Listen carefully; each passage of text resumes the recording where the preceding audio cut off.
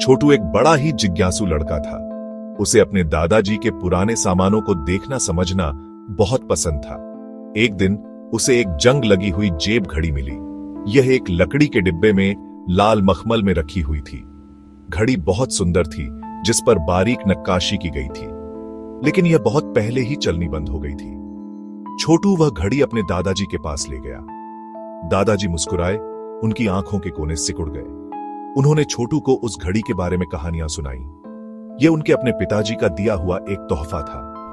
उस समय यह बिल्कुल सही समय बताती थी। इसकी टिक टिक एक सुकून देने वाली लय थी।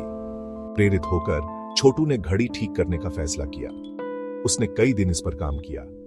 उसने जंग साफ की, गियर्स में तेल डाला और इसकी सतह को पॉलिश किया। आखिरकार एक संतोषजनक क्लिक के साथ घड़ी फिर से चलने लगी। इसकी टिक टिक से कमरा भर गया। एक अजीब सी ऊर्जा गूंजने लगी। अचानक कमरा घूमने लगा। छोटू को चक्कर आने लगा। जब उसने अपनी आंखें खोली तो सब कुछ अलग दिख रहा था। छोटू खुद को एक हलचल भरे गांव में पाया। घर मिट्टी के बने हुए थे और लोग बैलगाड़ियों पर सफर करते थे। ऐसा लग रहा था जैसे समय में पीछे चले गए हों। भ्रमित और डरा हुआ वह इधर उधर घूमता रहा, किसी जान पहचान वाले चेहरे की तलाश में। तभी उसने उसे देखा। एक जवान लड़का गाय की देखभाल कर रहा था। उसकी आंखों में वही चमक और शरारती मुस्कान थी जो उसके दादाजी की थी। ये उसके दादाजी थे, 50 साल छोटे। छोटू उसकी तरफ दौड़ा, दादाजी चिल्लाते हुए। जवान दादाजी चौंक गए। उन्होंने छोटू को पहले कभी नहीं देखा था, लेकिन उन्होंने छोटू की आंखों में डर देखा और उसे पानी पिलाया। छोटू यह समझ नहीं पा रहा था कि अपनी अचानक उपस्थिति कैसे बताए। उसने बस इतना कहा कि वह रास्ता भटक गया है। जवान दादाजी हमेशा की तरह दयालु उसे अपने साथ ले गए। गांव में जीवन सादा लेकिन मुश्किल था। बिजली नहीं थी और पानी दूर कुएं से लाना पड़ता था। छोटू ने अपने जवान दादाजी की रोजमर्रा के कामों में मदद की। उसने गायों का दूध दुहना, खेत जोतना और पानी लाना सीखा।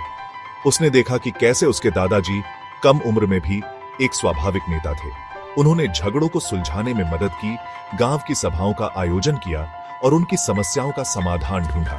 उन्होंने गांव का कुआं बनाने में भी मदद की, जिससे सभी को साफ पानी मिल सके। छोटू को अपने दादाजी के लिए एक नया सम्मान महसूस हुआ।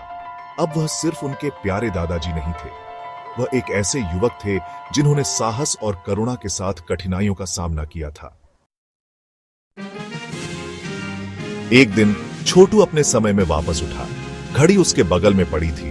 उसकी टिक टिक एक जाना पहचाना सुकून दे रही थी। वह अपने दादाजी के पास दौड़ा, जो अब बूढ़े और कमजोर हो चुके थे। उसने उन्हें कसकर गले लगा लिया।